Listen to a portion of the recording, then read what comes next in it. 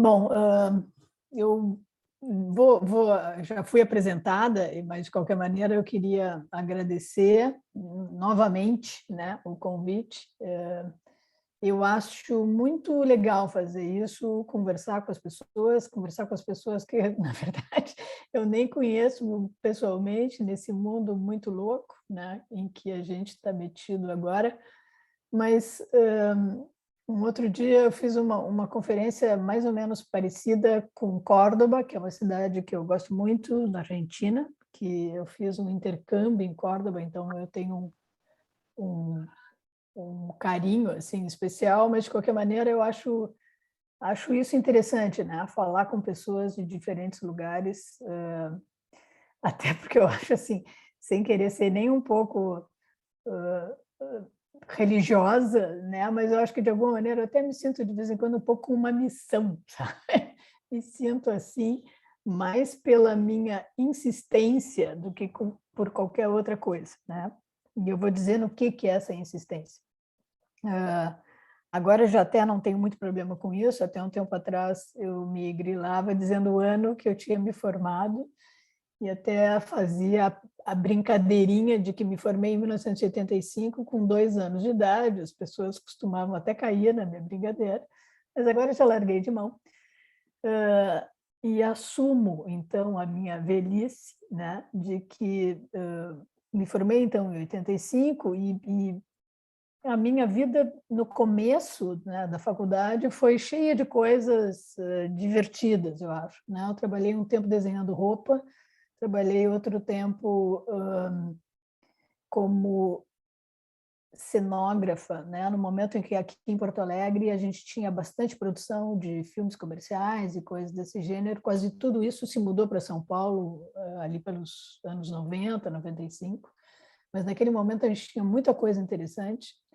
E foi legal, eu acho importante também dizer isso para estudantes de arquitetura, porque eu acho que a faculdade de arquitetura tem esse valor agregado, digamos assim, a possibilidade da gente fazer muitas coisas diferentes e não só um único, digamos, produto, que é o projeto de um edifício, né? Que a gente, acho que de alguma maneira, pelo menos aí que está também. Isso é a minha experiência, coisas que eu vivenciei aqui, né, em Porto Alegre, mas em vários lugares por onde eu passo, o sentimento é mais ou menos o mesmo, né, que é dos estudantes, mas não por eles, né, mas por um consenso, eu acho. Até eu ando conversando bastante com a Ruth Ver Design sobre isso. Eu tive o prazer dela ter me convidado para escrever um capítulo de um livro que ela deve lançar ainda esse mês, eu imagino, que ela trabalha com a questão do cânone, né? E essa coisa assim de que alguns assuntos são relativamente eu estou sendo fofa, né? Alguns assuntos são completamente menosprezados pela crítica, pela historiografia de arquitetura e pelas escolas, na verdade, pelos professores, né? pelos colegas da gente, né? E isso eu acho muito nada a ver, assim, né? Não sei qual é a palavra paulista para isso, mas acho uma coisa que não tem sentido. E justamente por eu ter tido de alguma maneira, um começo, principalmente de carreira, bastante aberto assim a coisas, né, diferentes. Outro dia eu estava me lembrando que o primeiro clipe da Adriana Calcanhoto eu tive o prazer de fazer o cenário. Isso era muito legal, a Adriana era daqui. Mas, enfim, então são essas coisas todas me levaram, a uma certa altura, a trabalhar com interiores, que era uma coisa que eu também debocho, que era naquela época assim, uma coisa de Miss, tinha Miss Rio Grande do Sul, Miss Brasil, mulheres, uma coisa de mulheres, como se fosse, assim como as mulheres bordavam, parecia que elas tinham que saber fazer isso. Isso tem uma razão histórica até, que não seria o caso da gente abordar isso hoje, mas eu quero dizer é que desde então, né, que eu comecei a trabalhar com isso, modéstia à parte, eu acho que ao longo de uma carreira que durou praticamente 30 anos lidando com isso, sem nunca ter saído exatamente da academia, né? Eu logo em seguida comecei a dar aula, primeiro na Ritter, logo em seguida na URGS, e desde então que a URGS é a nossa Universidade Federal, continuo dando aula na universidade, agora só isso, né? Só isso, como se fosse menos, mas larguei a atividade de escritório. E eu sempre acho importante chamar a atenção desse assunto, né? O assunto de que os interiores são um tema importante, e esse desprezo aos interiores ele não acontece exclusivamente no Brasil, embora a gente esteja ainda um pouco mais atrasado do que outros lugares para tratar do assunto, né? A Europa, até por falta de espaço, ela já está há bastante mais tempo lidando com interiores, lidando com reforma e entendendo que isso é uma coisa séria, né? Isso é um campo de trabalho muito bom, aliás, para nós arquitetos ou, né, para vocês que serão arquitetos num determinado momento. Então, a minha conversa hoje vai ser a respeito de interiores, né, sempre, mas com um ponto de vista, que é o ponto de vista principalmente da questão da habitação, da moradia, e eu acho que isso eu também foi uma coisa que rolou na minha cabeça, assim, muito em função dos acontecimentos pandêmicos, né, que de alguma forma acendeu uma luz assim na minha cabeça, ou de um assunto que eu acho que é importante, de uma abordagem a respeito do assunto de interiores que eu acho importante, e de alguma maneira um pouco diferentinha, assim, né? Então, o tema é esse, é a questão do doméstico e principalmente dos interiores, né? Interiores domésticos e essas relações de fora e dentro, de exterior e interior, porque obviamente uma coisa está absolutamente vinculada à outra, né? Só existe interior uma vez que eu sou capaz de fazer uma certa, ou sou levado a fazer uma separação entre interior e exterior, e eu acho que é disso que se trata a arquitetura como essência, né? Se vocês pensarem, né, eu acho sempre também importante a gente ver um pouquinho de onde é que as coisas surgem. E essa definição de doméstico, ela tem a ver com a questão do domus, que é uma palavra latina que se refere à casa, se refere à moradia, então é uma coisa completamente direta e óbvia, mas o doméstico, em português, né, hoje, se refere a isso, a família, a vida familiar, a vida particular, né? A gente algumas vezes fala uma questão doméstica, a gente fala voo doméstico, né? Quando a gente quer se referir a uma coisa dentro do Brasil, né? E essa palavra obviamente está vinculada a questões de privacidade e a uma noção de interno, né? Ao interior. Aliás, o interior tem também um âmbito interessante, uma vez que ele também tem associações com o meu íntimo, o meu interior, a coisa de um corpo, né? E vamos combinar, e é essa a questão que eu insisto bastante, que é da onde tem que sair toda e qualquer ordem, né? É do âmbito interno. Não, eu acho que de alguma maneira tudo começa ali, né? E eu insisto, eu acho que a noção fundamental da arquitetura, no final das contas, no momento em que a gente, é a essência da própria arquitetura, no momento em que eu crio uma coisa, digamos assim, que eu poderia apelidar de edifício, eu estou criando um espaço interno. Não tem escapatória em relação a isso, né? Então, eu gosto bastante essas duas imagens aqui, porque elas, para mim, tratam de coisas fortes e essenciais, né? Uma é uma imagem de uma obra, né, bastante rudimentar e muito antiga, que é Stonehenge, em que a gente hoje tem uma coisa, digamos, de vestígios disso. E eu acho muito louco de que a gente tem é óbvio que não é uma obra, não é um edifício isso, não tem tampa, não tem teto, né? E sequer chega a ter um fechamento, uma vedação de um envoltório, mas certamente a gente consegue identificar o que está fora, o que está dentro, o que está numa zona intermediária, o que está no interior, né? E essa definição de lugar, essa definição das coisas, no final de contas, ela é muito sutil, né? E eu acho que a gente, como arquitetos, tem que ser bastante atento a isso. Por exemplo, sei lá, daqui a pouquinho tu vê 2, 4, 5, 6, sei lá quantos guris, aliás, não é guris, é meninos, jogando futebol numa rua. Esses meninos vão colocar umas pedrinhas e vão fazer uma goleira, né? Eles vão imaginar que aquilo é um gol, porque tem 2 pedras que definem um lugar. E nesse caso, nessa outra imagem, a gente vê um sujeito dormindo ou se comportando como se ele tivesse na sua intimidade, na sua privacidade, na sua casa, no seu lar, com meia dúzia ou um pouco mais de objetos que configuram esse espaço para esse sujeito, né? Ele coloca uma cadeira, uma almofada.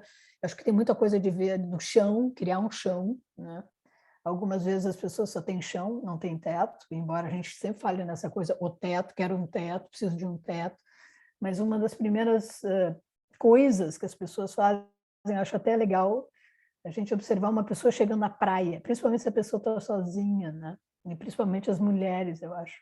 Então, uma das primeiras coisas é a construção de um chão, de preferência até as cariocas fazem isso, elas fazem um travesseirinho, põem uma canga, e aquilo ali é o domínio da pessoa total e absoluto, né? É tudo, é o lugar daquele ser humano.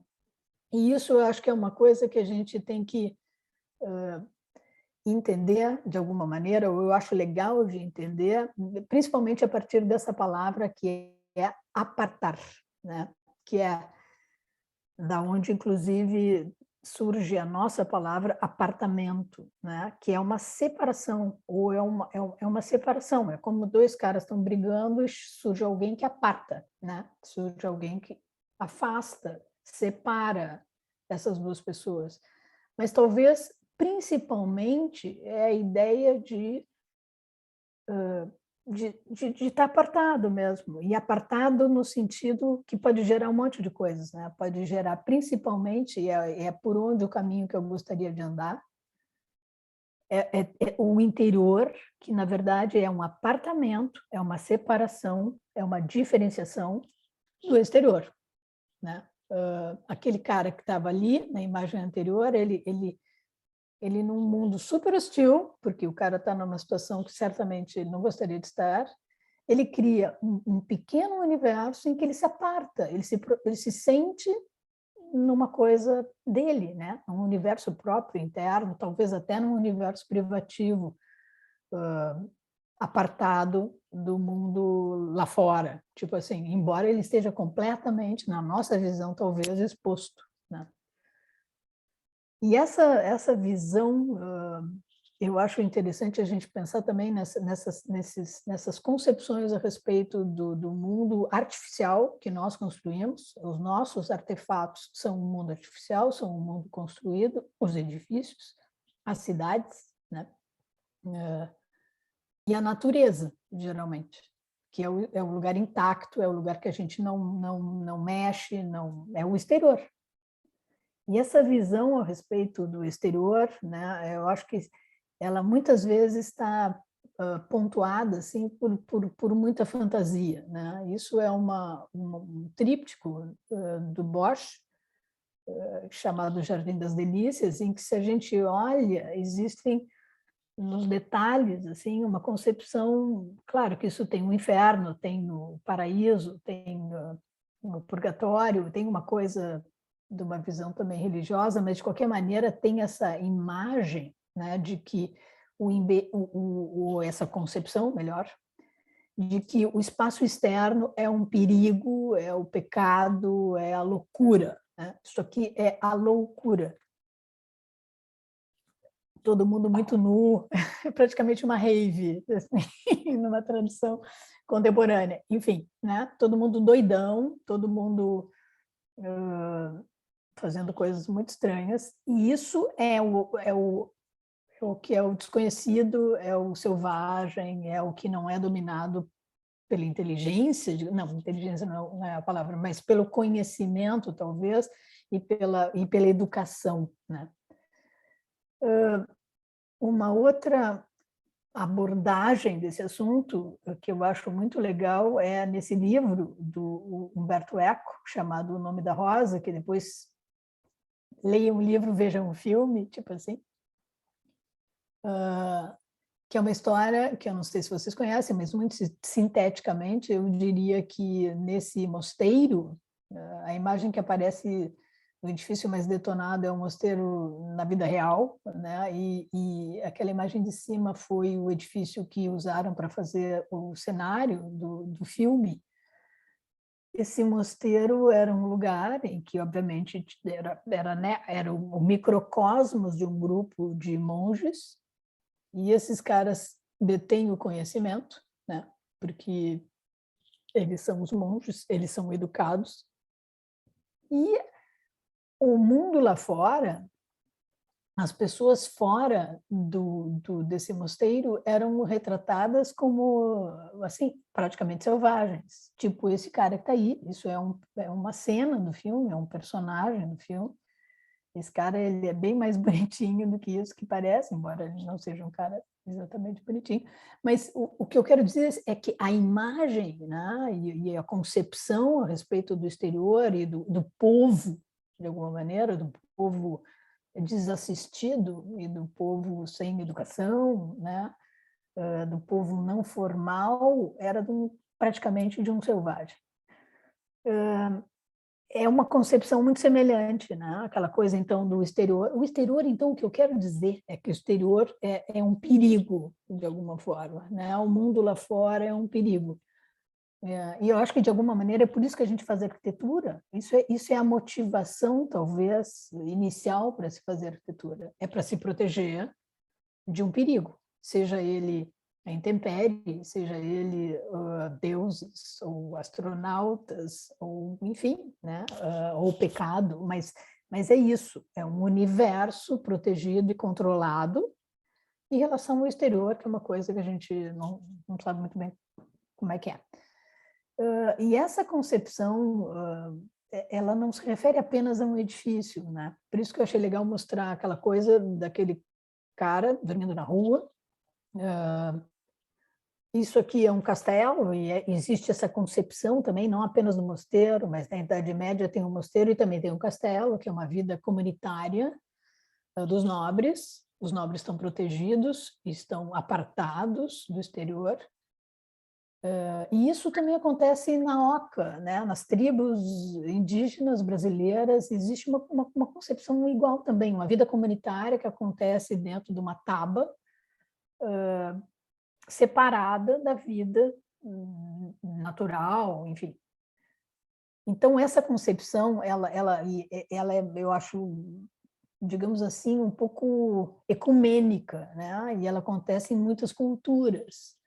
Essas imagens são imagens da Alhambra, né, na Espanha, em que é uma edificação mourisca, e que também tem a mesma concepção, né? É um edifício que é praticamente uma cidade, e o que agora, então, já começando a ser um pouco mais, digamos, arquitetônica, eu queria chamar a atenção é que esses espaços, que aliás esse é um dos lugares que eu acho que a gente como arquiteto se deve guardar uma grana considerável e ir para algum lugar, realmente esse lugar é uma coisa assim,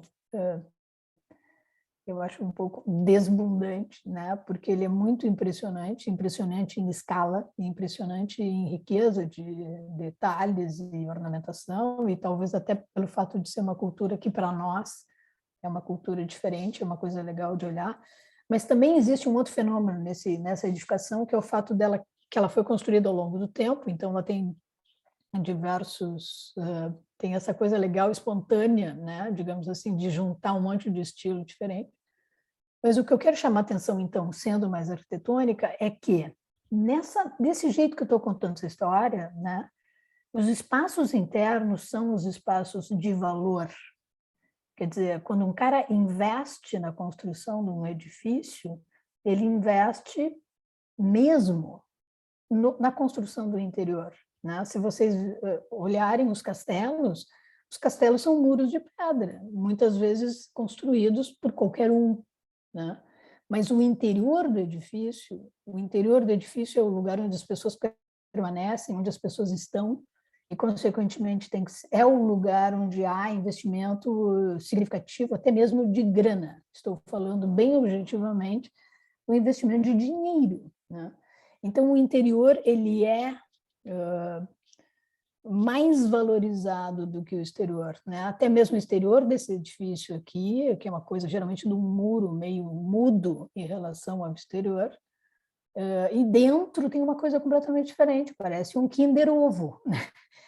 Existe uma casca meio neutra e o interior é um interior super incrível e impressionante. E esse raciocínio que eu estou...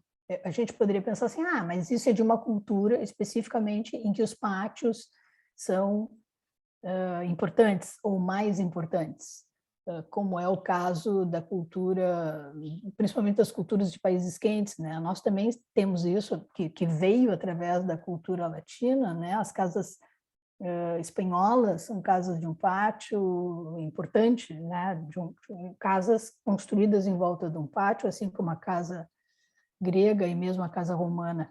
Mas não é só isso, né? Eu acho. Se vocês pegarem...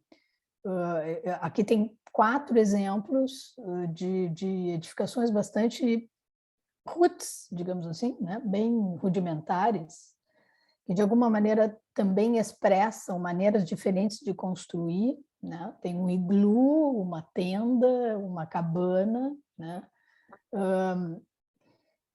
E se a gente prestar atenção, tem culturas diferentes de construção, né? Tem a construção da alvenaria, como é o caso do iglu, e seria a construção também de pedra dos romanos, né? A partir do barro, e tem essa estrutura de independente da cabana, né? Que o cara pega um monte de galho, depois ele reveste aquilo, que poderia ser uma estrutura, enfim, uma estrutura independente, depois ele reveste aquilo com folhas ou galhos, enfim. Mesmo nessas, digamos, se a gente usar um pouco o raciocínio da cultura arquitetônica mais oficial, né, entendendo que existem 2 maneiras de construir, um sistema arquitravado, o sistema grego, que tem pilar e viga e com uma cobertura, e pode ou não ter fechamento de parede, isso é um sistema, e o outro sistema, o sistema romano, que tem a ver com a alvenaria, com a pedra, com a parede, com a coisa fechada, em ambos, né, e eles estão colocados aqui à esquerda e à direita como 2 coisas um pouco paradoxais, assim, ou opostas, melhor dizendo, 2 maneiras diferentes de construir, essencialmente diferentes. Em ambas, né, existe uma coisa figurativa e existe uma coisa de uma outra palavra, quase palavrão, que eu vou dizer aqui hoje, que é decorativa, né?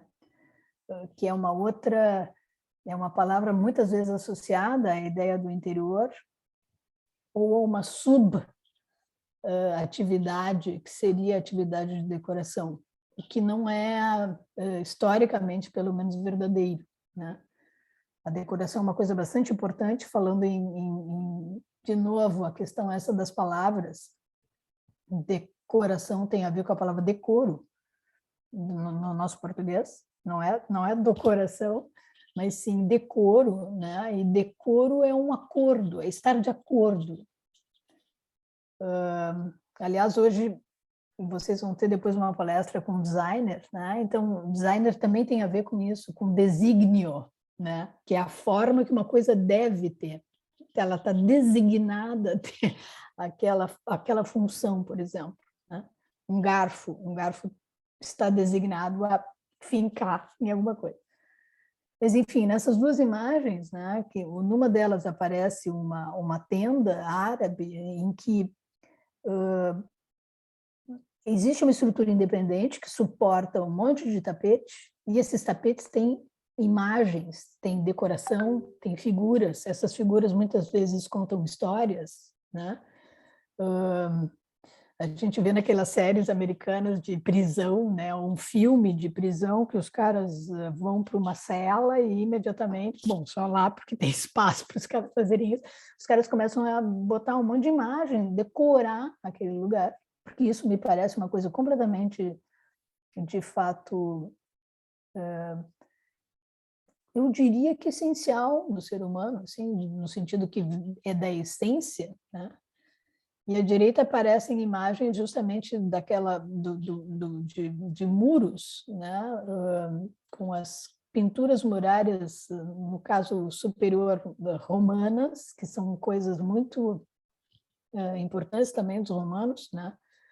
E a imagem de baixo até é de uma cidade muito legal, chamada Matera, que é uma cidade italiana em que os caras moravam em cavernas, né? E decoravam as cavernas, e decoravam, inclusive, simbolizando usos diferentes, né? Tipo, a igreja, se tu entra na caverna, que é a igreja, tu consegue reconhecer isso, né? Porque existe uma ambientação, uma decoração, que obviamente revela que aquele lugar é um lugar religioso.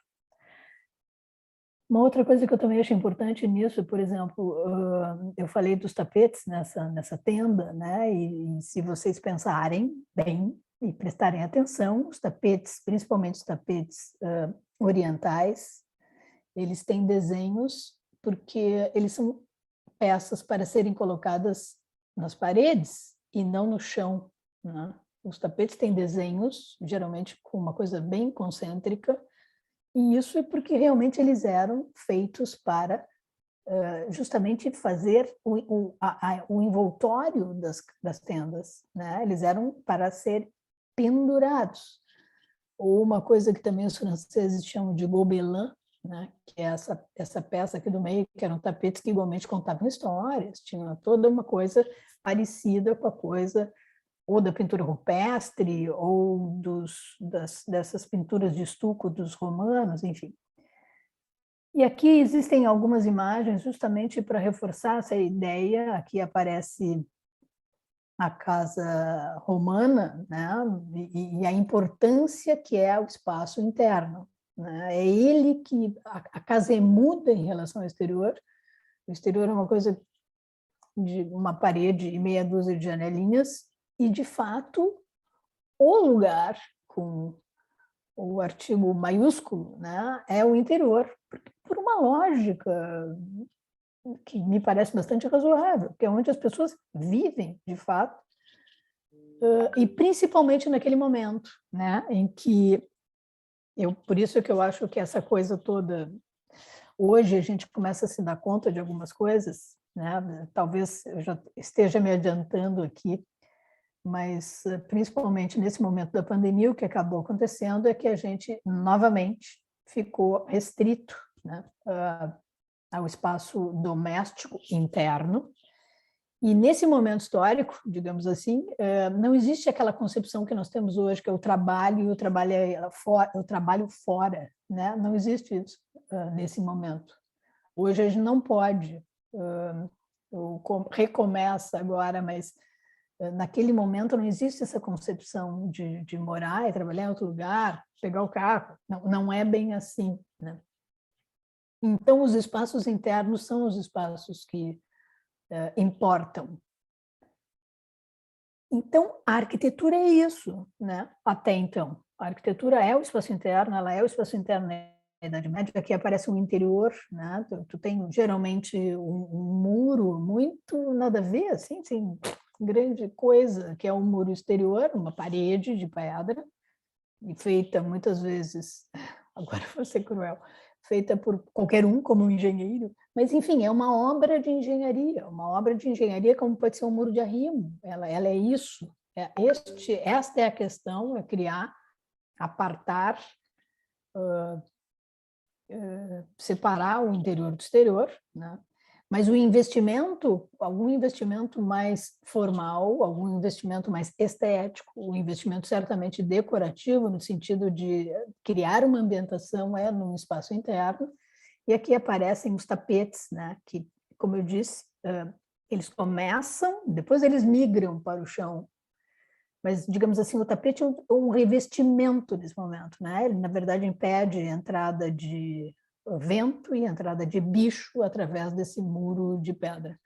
E a outra coisa que eu acho legal também é entender que a vida dentro desse lugar é uma vida indiferenciada, né? Não existe muito parede, não existe, é uma vida meio comunitária dentro desse espaço interno, como seria quase praticamente a vida numa taba.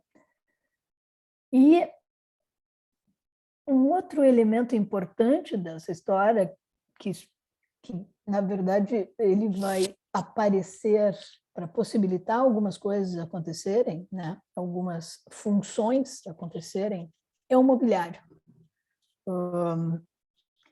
Digamos, o mobiliário, muito antes do que uma parede, uma porta, ele é o que permite que o sujeito faça determinadas atividades dentro de um lugar indiferenciado, que é a casa, digamos assim, mas principalmente a gente, afinal de contas, eu continuo aqui falando da arquitetura mais, digamos assim, oficial, né? Da arquitetura de castelos e de não estou falando de igrejas, porque estamos falando da arquitetura residencial, mas de qualquer maneira a lógica da casa ordinária é uma lógica semelhante, né?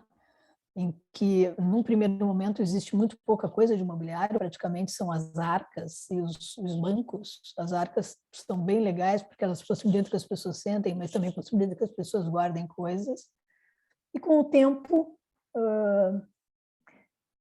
se começa a ter um pouco mais coisas, uma diversidade de coisas para diversidade de funções, né? Aqui aparece um quadro com São Jerônimo, e geralmente todos os quadros do São Jerônimo, que são vários na Renascença, revelam um cara que é um cara estudioso, e isso é uma coisa da característica desse santo, né?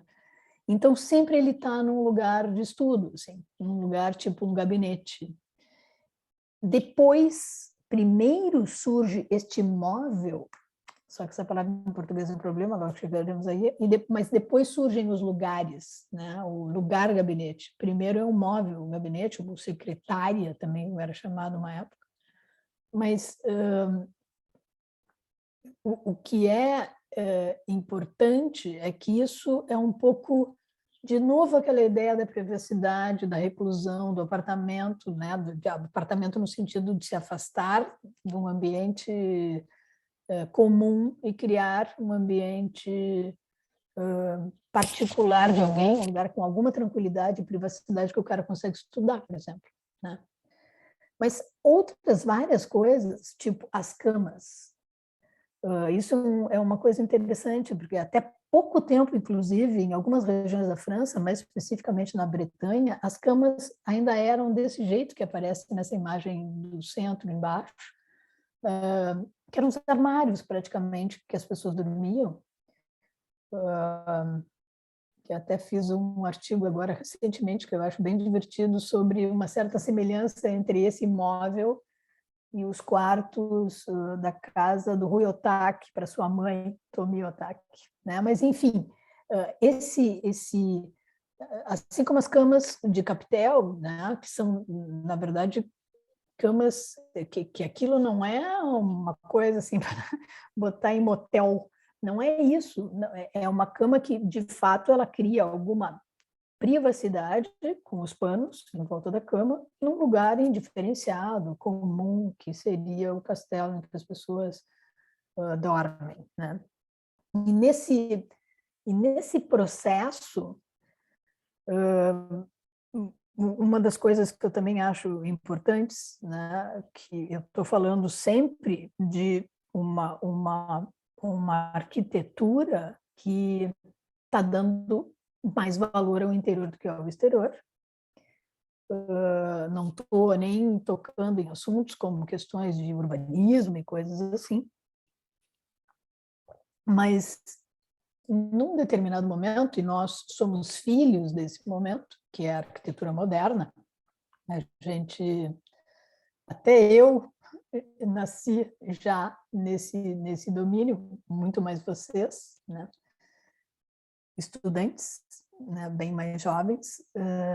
Em um determinado momento existe uma mudança de paradigma, então, né? Porque eu comecei essa conversa dizendo justamente que os interiores hoje eu tenho que fazer essa peregrinação defendendo a importância dos interiores, porque certamente os interiores ficaram num lugar coadjuvante, né? Nas histórias de arquitetura, nos livros de arquitetura. E, aliás, eu falei também do artigo que eu fiz, do capítulo, na verdade, para o livro da Ruth, e em função da encomenda dela, do assunto, eu acabei realmente contando isso, contando mesmo, fazendo um levantamento, né?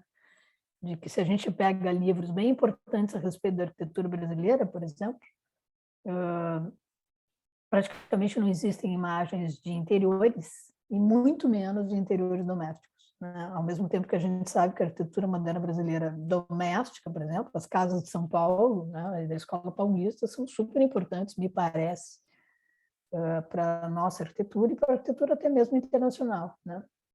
Mas, enfim, esse processo que eu falei, dessa coisa do mobiliário que começa a surgir para diferentes coisas e para diferentes funções, eu acho que um dado que é importante e faz essa ponte em relação à arquitetura moderna é que eu acho que num determinado momento, que é a final do século XIX, isso sai do controle, né? E de alguma maneira eu acho que isso morre de overdose, digamos assim, né?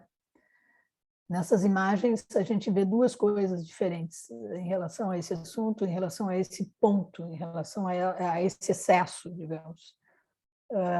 Uma coisa é uma proliferação, assim, uma densificação interna em demasia, em exagero, em excesso, como aparece nessa imagem do quadrante superior direito ali, né? Um interior de uma sala, isso é uma sala de uma casa, obviamente uma casa, estou falando de casas de gente de bastante dinheiro, mas assim, com uma quantidade inenarrável, né, de mobiliário.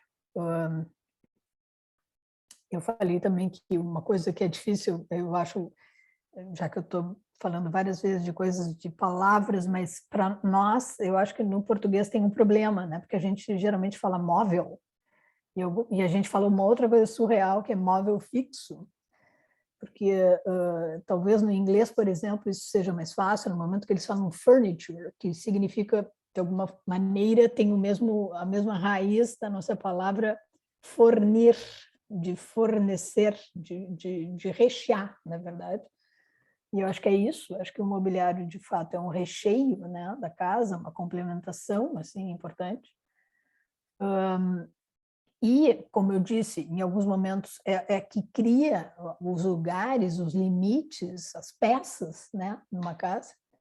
Mas nesse exemplo da direita, então, esse de cima ali, chega numa overdose total mesmo, mas principalmente nessa palavra que eu acho importante, que é a questão essa da densificação. É muito elemento ali dentro. E a outra coisa que vai acontecer é, digamos, o ecletismo, no sentido de misturar coisas de diferentes procedimentos, diferentes origens, digamos assim.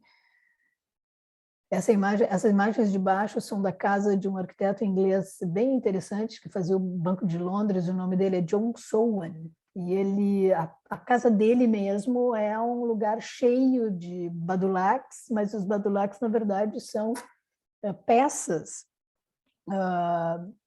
de excursões de ingleses a lugares exóticos, a Grécia, naquele momento é um lugar exótico, e ele vai guardando tudo isso dentro da casa dele, né? Que é uma coisa bem que o Walter Benjamin fala bastante nesse assunto, né?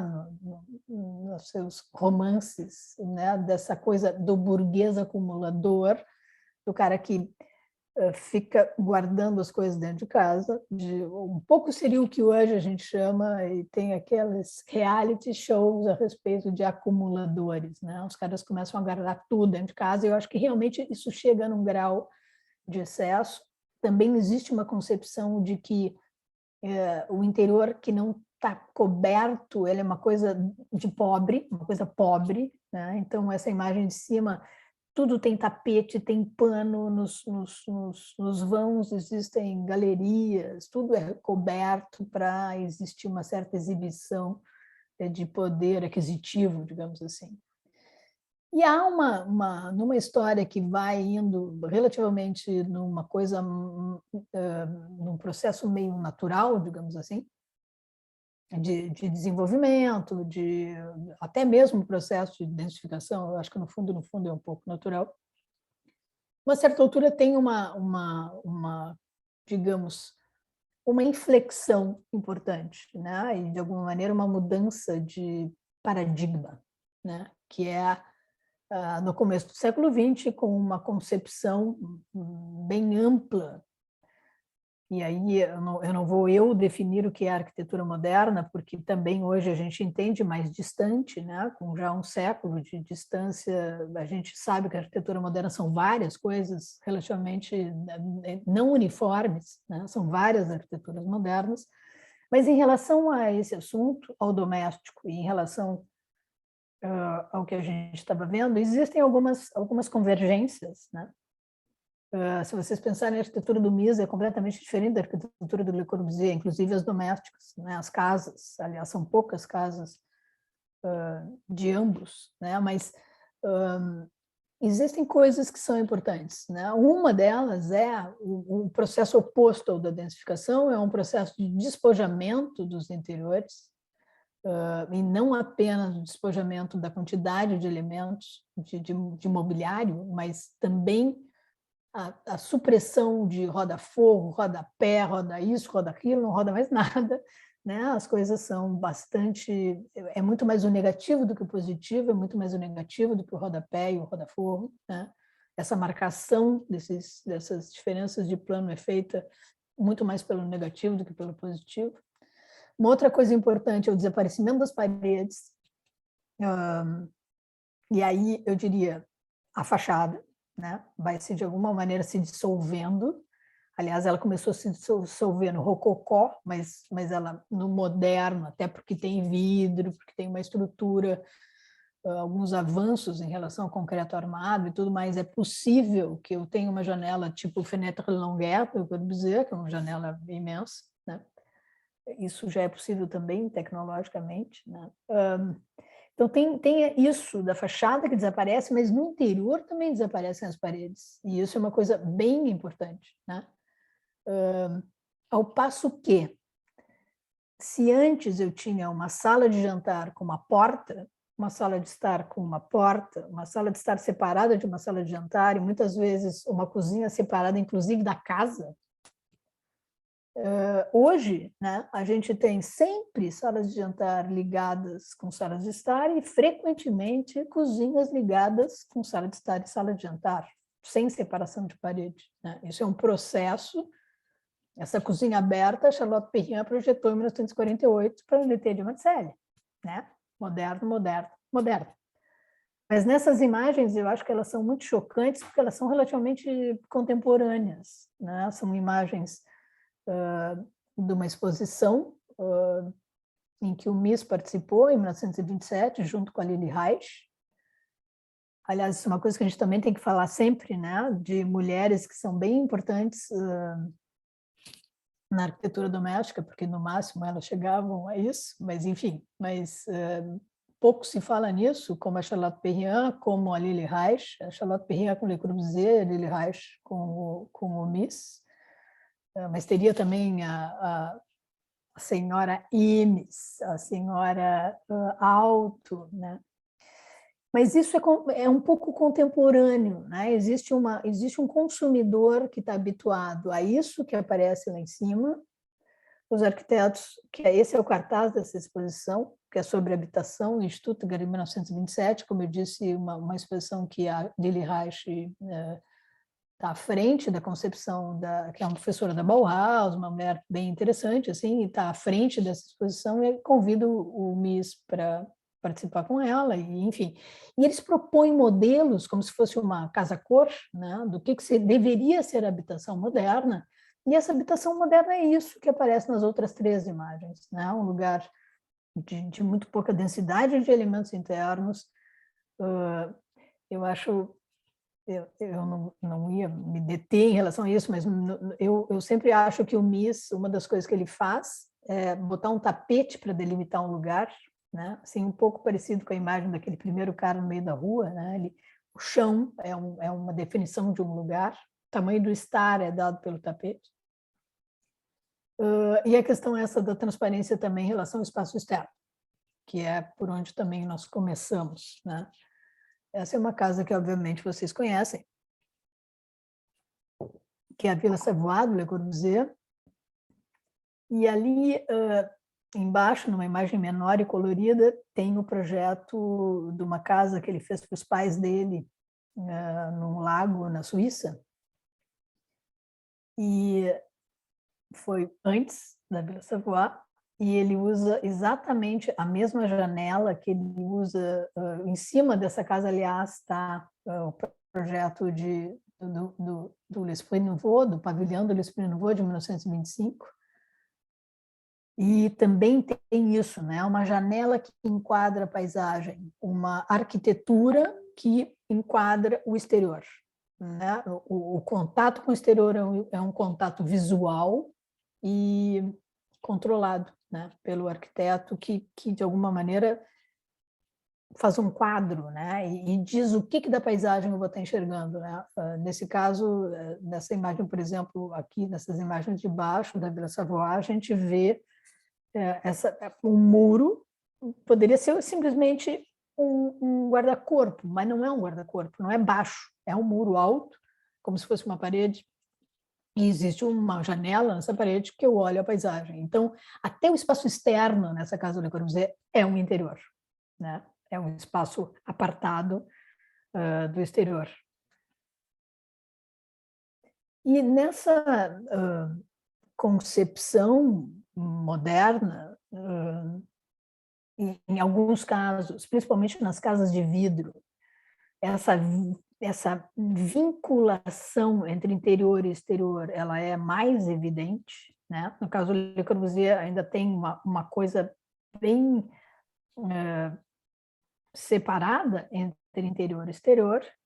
Nessas 4 casas que aparecem aqui, que é a casa de vidro do Philip Johnson, a casa Canoas em cima, a casa número 22 das Case Study Houses, Pierre Cunning embaixo, e a casa Farnsworth do Mies, como casas de vidro, assim, excepcionais e de alguma maneira emblemáticas, né?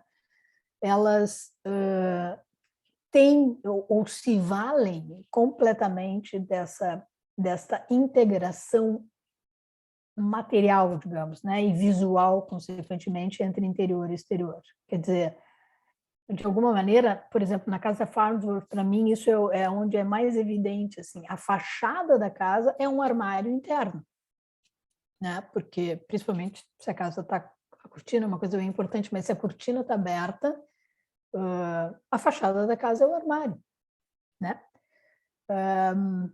Na casa do Philip Johnson, por exemplo, que não é exatamente uma casa de hóspedes, eu sei, é uma coisa que, né, dentro de uma circunstância bem específica, mas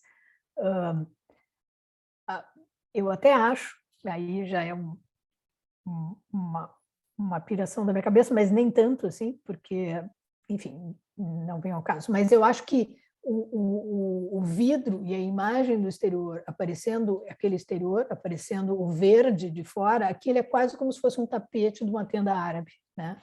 São imagens que, no final das contas, ficam impressas no vidro, né? Do que é o exterior. Ornamenta, né? Orna o interior, essa paisagem externa. E essa relação, eu acho que talvez no caso do Le Corbusier ele tenha manifestado isso ainda mais claramente em relação, até mesmo nos escritos, do que exatamente, muitas vezes, na arquitetura, até porque, como eu disse, o Le Corbusier até tem poucas casas, né? Assim, comparativamente com outros períodos. Acho que a produção de casas é uma produção muito a partir dos anos 40. Mas, por exemplo, nesse desenho dele do Rio de Janeiro, né, em que ele coloca a paisagem como elemento, quase como se o cara estivesse vendo uma TV, assim, né, de alguma forma. Hoje em dia seria Netflix, a imagem que estaria ali aparecendo. E nesse momento vai aparecer uma imagem do Rio de Janeiro. Como também na concepção dele de cidade aparece, que é a imagem da direita, numa das concepções dele de cidade, desenho de cidade, modelo de cidade, ele mostra os edifícios no verde, na natureza, enfim, um modelo que de alguma maneira se opõe àquela verdade inicial que eu falei, né? A questão de que o exterior é uma coisa problemática, o exterior é um lugar que a gente tem medo, o exterior é o selvagem, o exterior é o desconhecido, o exterior... Aqui o exterior é uma coisa fofa, né? O exterior é uma coisa legal, querida. A gente deve estar no interior, né? Nos exemplos das casas do Le Corbusier sempre tem um terraço, sempre tem um espaço aberto, o contato com a natureza é completamente saudável nessa concepção de vida moderna, né?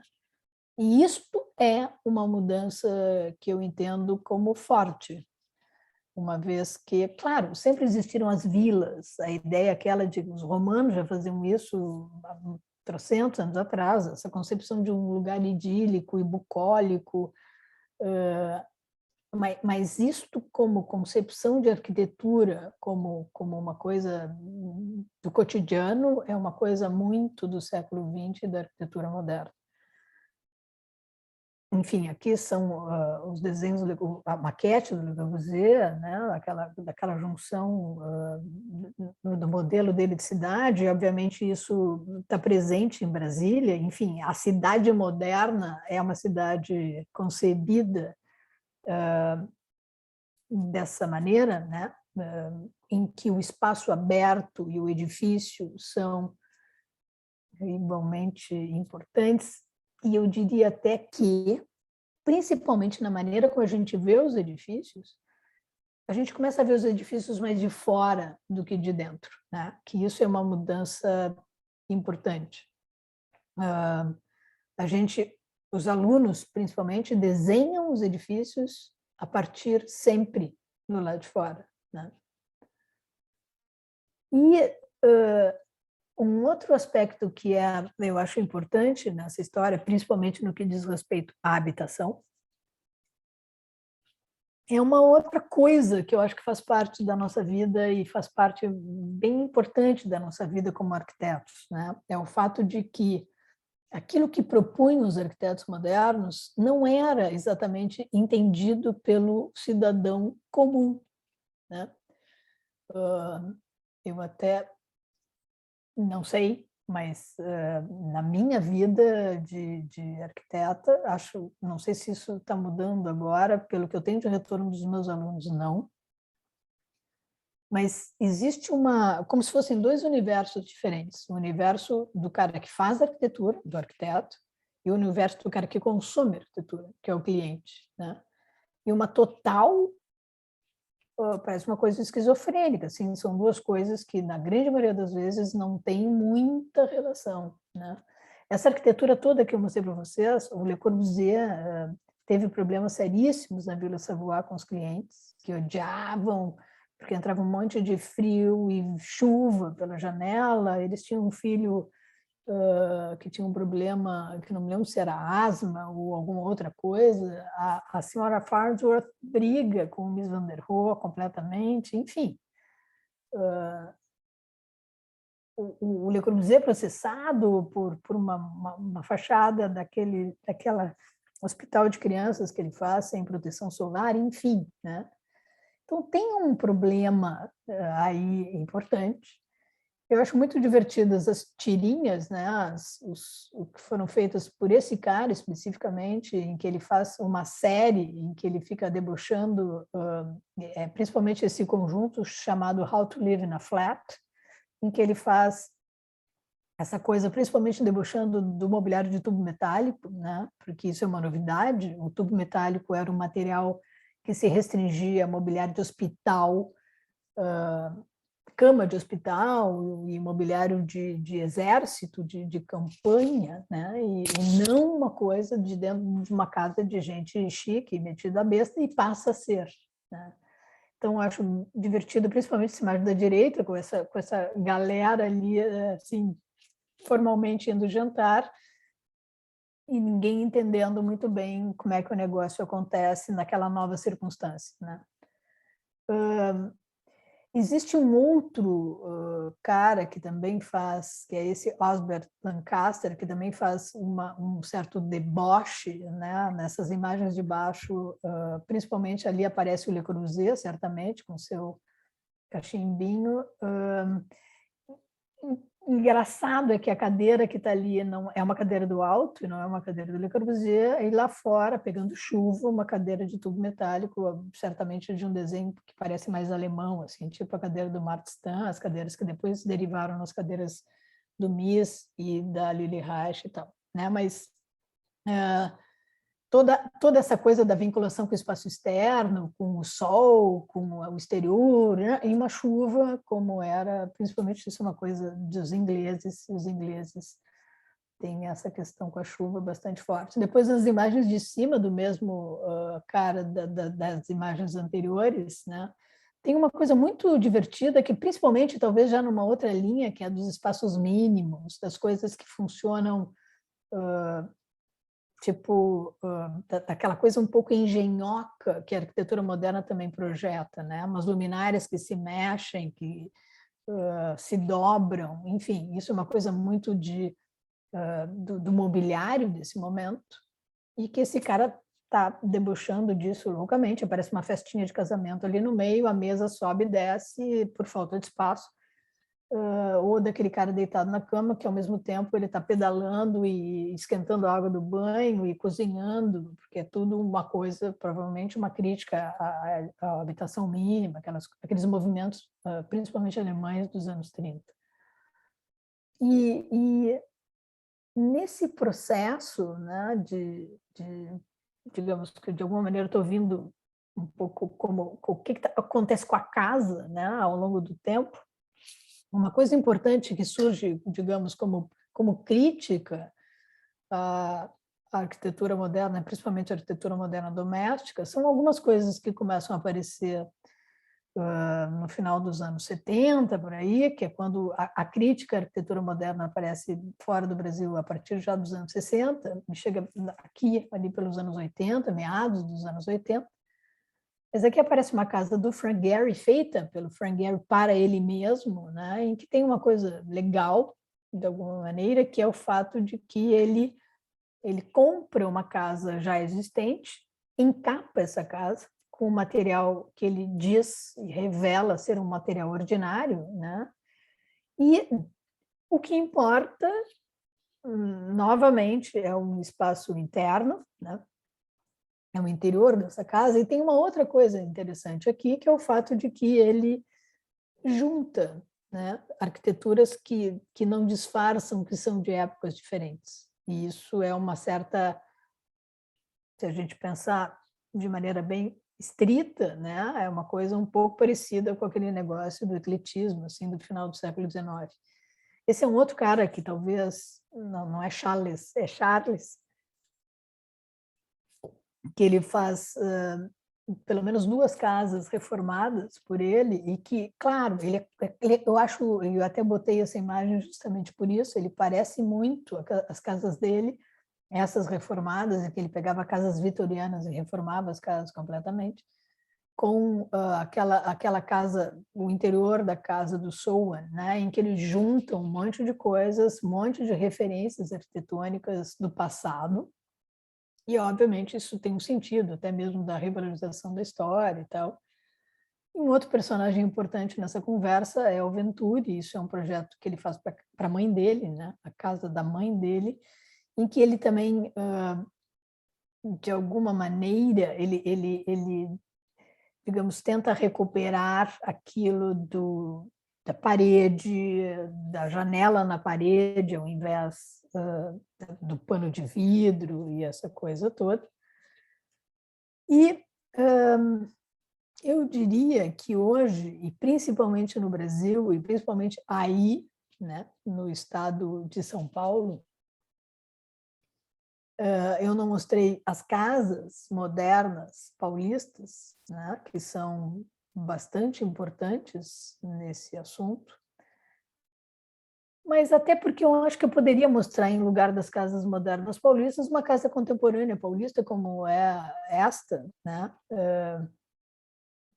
Porque eu acho que realmente, isso eu vou dizer uma coisa também que sei lá, eu sou capaz, ainda bem que eu estou longe, sou capaz de levar uns tomates na cabeça, mas eu acho que tem uma coisa hoje no Brasil que me parece bastante clara, assim, e evidente, que é uma certa... Eu acho que a gente está fazendo, e no final das contas é isso que eu queria dizer, estou me encaminhando para a conclusão da minha conversa e queria dizer isso. Eu acho que essas mudanças que a gente sofreu, né, e que a arquitetura doméstica sofreu, principalmente no moderno, e que eram caras que estavam pensando como é que deveria ser a vida naquela época, eu acho que a gente não fez mais, né? Eu acho que não existe muita mudança na concepção arquitetônica pós arquitetura moderna. Não foi feito nada de investigativo mais interessante na arquitetura doméstica, que é um lugar de experiências muito interessante, né? A tipologia do século XX, em que se fez experiências sobre arquitetura, foi certamente o lugar mais rico de experiências, foi a arquitetura moderna. E eu acho que o que eu quero dizer é que, fora algumas coisas que a gente poderia prestar atenção e algumas coisas de tecnologia mais recente, a arquitetura moderna, a arquitetura que é feita hoje, a arquitetura contemporânea de hoje, principalmente a brasileira de ponta, assim, que parece quase que completamente feita por paulistas, ela é muito parecida com a arquitetura moderna feita pelos paulistas, né? Ela é de filiação evidente e segue mais ou menos na mesma onda, né? Essa é uma casa, aliás, que eu gosto bastante, e acho que aqui tem uma coisa interessante e legal, que é o fato de que o programa é um programa meio inusitado, é a casa que o Ângelo Bucci fez para a Glória Calil, que é uma casa de final de semana, e, consequentemente, então, é uma casa muito mínima de casa, assim, quer dizer, mínima num padrão completamente burguês, né? Mas é uma casa que, digamos, tem como protagonista a natureza, mas é uma natureza artificial, né? Uma natureza feita por uma paisagista, nesse caso. Do mesmo jeito que casas desses caras, como Isaiah Weinfeld, como Márcio Kogan, né, são casas que, como eu disse, são muito semelhantes ou têm princípios bastante parecidos e, obviamente, derivados das coisas que surgiram, principalmente nos anos 50 e 60, na arquitetura moderna brasileira, que, como eu disse, praticamente o grosso dessa produção é no estado de São Paulo, ou pelo menos feita por arquitetos do estado de São Paulo, e tem os mesmos princípios, a coisa da transparência, seja ela fenomenológica ou literal, né? Os vãos enormes e tal, e algumas coisas também um pouco divertidas, eu acho, que começaram a acontecer, que aí revelam um momento histórico um pouco diferente, né? Que é o caso, por exemplo, das reformas, que têm diferentes importâncias, né? Podem ser desde reabilitação de arquitetura, uma coisa de arquitetura mais importante, digamos assim, até uma reforma de um apartamento, como é esse caso do André de Moritim, em que eles deixam claro o que é o novo e o que é o o antigo, digamos assim, né? E isso passa a ser, eles mostram isso no site, é um momento tri importante da vida deles, uma reforma, coisa que os arquitetos modernos, aliás, escondiam, né? O Le Corbusier tem uma reforma bem legal numa vila de Havre, em que ele publica muito pouco, enfim. E até essa questão que eu estava dizendo em relação ao assunto de que a gente está fazendo coisas muito semelhantes ainda, isso é um exemplo que até quando eu mostrei o Diego, eu acho que estava numa aula em que eu mostrei também essa casa, e ela é uma casa de arquitetos relativamente jovens, né, paulistas, em que ela é muito semelhante, em princípio, em essência, com algumas dessas casas do Le Corbusier para artistas e coisas assim, né? Ela também tem uma casa super urbana, consequentemente ela tem um terreno muito estreito, e esses arquitetos conseguem, por talento de projeto, né, passar uma impressão de que a casa é um pouco maior do que ela é, conseguem resolver os problemas de ventilação e insolação através de recursos de partido, né? Mas o interior da casa, aliás, eu confesso para vocês que poucas são as imagens que a gente vê do exterior da casa, né? A casa de verdade é um interior, e os recursos, né, até mesmo nisso que eu falei, que é de produzir uma sensação de que o espaço é maior do que ele é, são recursos de interiores. De alguma maneira, são quase, não vou dizer que exclusivamente de interiores, mas são algumas mudanças de plano, alturas, né, de pé direito, e são recursos com desenho de mobiliário. A casa não pode ser feita sem fazer junto o interior, que também é uma coisa que me parece meio óbvia, né? E presente em toda boa arquitetura, né? O Álvaro Siza não é um arquiteto que quando ele chega na parede ele diz, não, agora eu não entro porque agora vem o cara de interiores. Não, isso é uma concepção total, e o que eu quero dizer também é que é difícil da gente separar o que, por exemplo, nessa casa, o que é... Seria possível fazer essa casa, um arquiteto faz a casa e depois um arquiteto de interiores faz os interiores? Não, é uma concepção completamente... A altura do piso da entrada da casa é a altura que vai ser, se estende, será a altura dos tampos de trabalho da cozinha, por exemplo, né? Essa escada é branca e não é só, aliás, é também uma referência, uma escada do Le Corbusier, mas ela não é uma escada do apartamento, aliás, uma reforma, um apartamento Bestegui do Le Corbusier, do terraço, né, da parte do terraço, mas ela é branca porque só pode ser branca porque ela desaparece sendo branca e o espaço é um espaço mínimo, etc. Aqui está esse assunto que eu estava dizendo em relação à altura, né, do nível de percurso e de circulação que passa a ser o nível do tampo da mesa. E eu também acho divertido mostrar... não é que eu acho divertido, eu acho importante mostrar um assunto, né?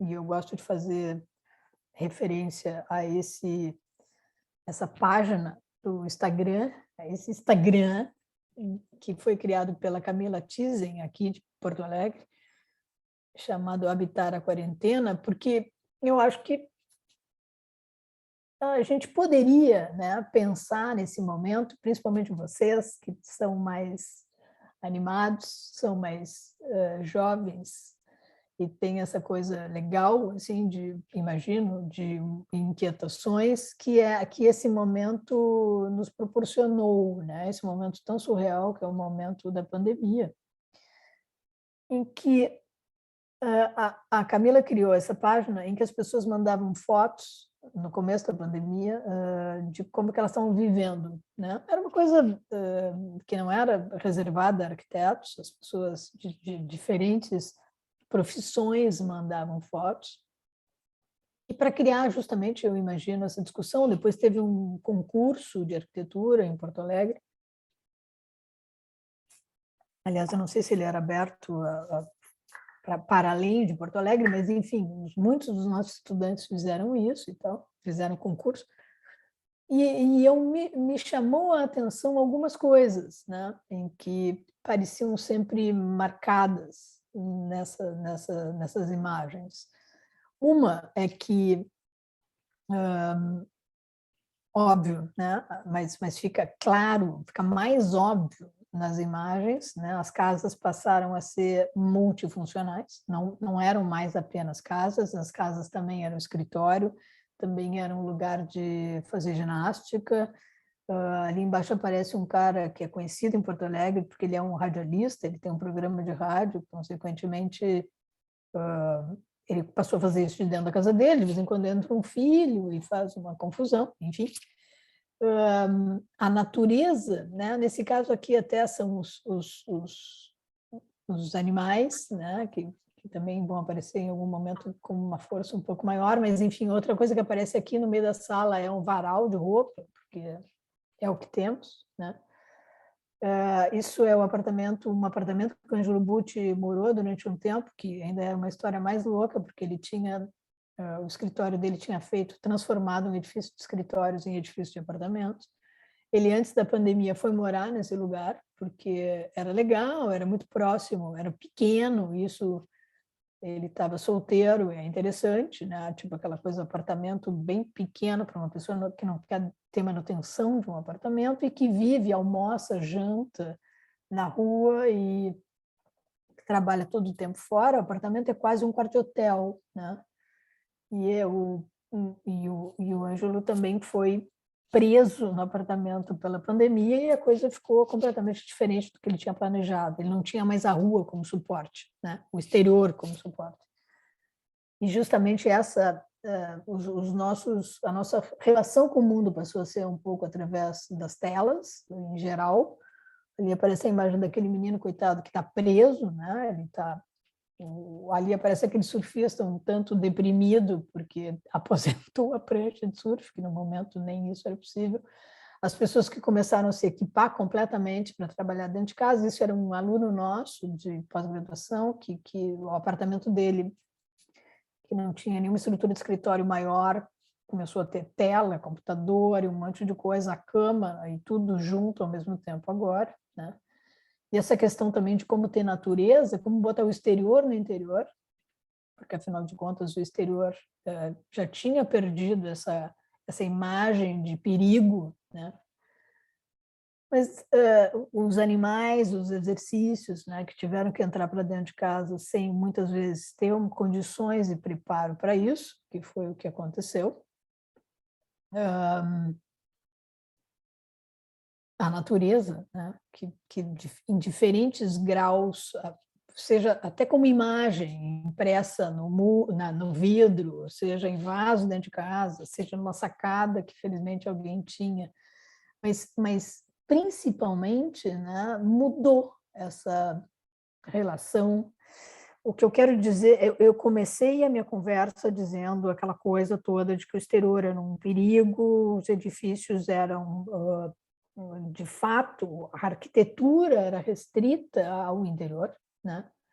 E levei essa conversa até um determinado ponto, que eu acho que há uma certa quebra, uma inflexão, pelo menos, de modelo que é a arquitetura moderna, que valoriza tanto, que é também nesta época que vai surgir o urbanismo e tudo isso, né? Como disciplina, como preocupação, o desenho da cidade, assim como também o paisagismo, de um jeito mais claro, né? Claro que teve os palácios de Versalhes e os caras que desenhavam os jardins, mas